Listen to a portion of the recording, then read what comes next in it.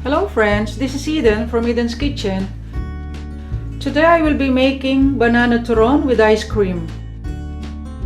Here are the ingredients. Bananas, ito yung ating mga saba, sugar, water, cooking oil, spring roll wrapper. Ito po yung type na ginagamit ko. Okay, let's start preparing them. Okay, first, let's start with this wrapper.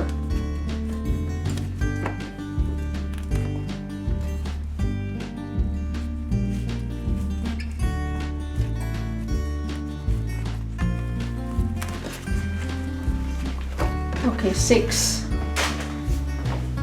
Okay, now let's cut the banana.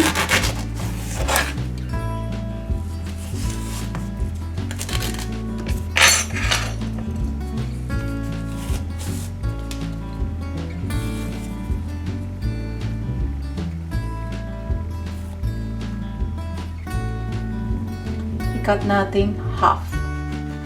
Ganon. Okay.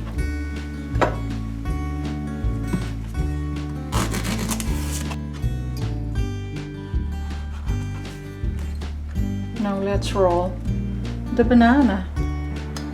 Lagay po tayo ng brown sugar on top. And that's it. I-fold lang ng ganito. Yeah. And then, ganon. Yung ating water para i-seal natin. Okay. Ito po. Same procedure. Brown sugar on top.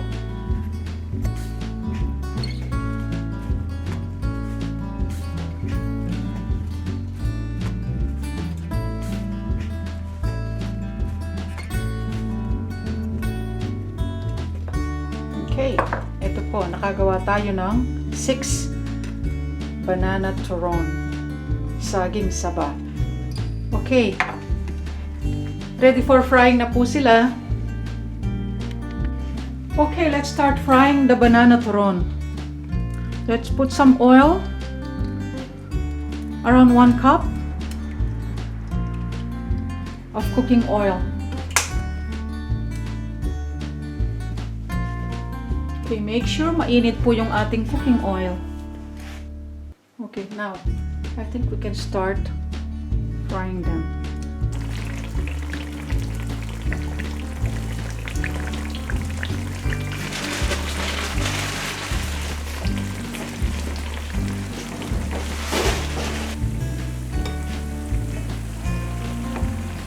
Check natin. Okay, medyo na siya.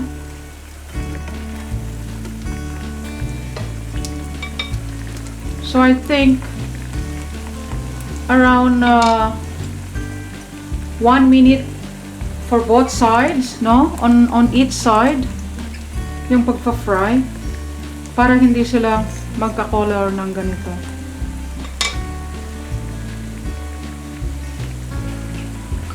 Very very quick po silang maluto. Kaya dapat tinitingnan siya ng ganito. Talagang napakasarap po nito, no? For merienda.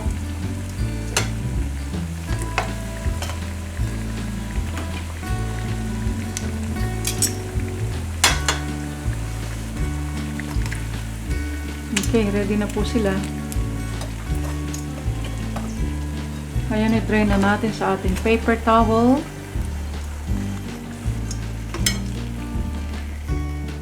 Para ma-drain itong excess oil. Kaya nitong ating second batch.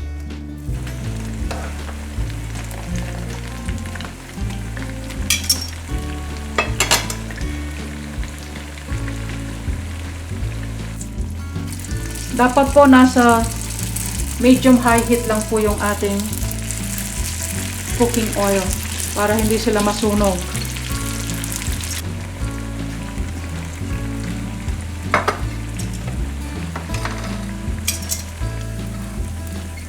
Dito po sa aking location, napakahirap maghanap ng saging saba. Kaya nung nakita ko to, talagang binili ko. Kaya lang malalaki silang masyado. Okay, let's turn off the the heat, no? At alisin na natin sa cooking oil. Ayun. There you go, guys. Our banana turon. I-prepare ko na po siya mamaya with ice cream. Sana po nag-enjoy kayo. Thank you so much. And see you next time. Happy cooking! Okay, ayan po ang ating finished product. Banana turon with ice cream.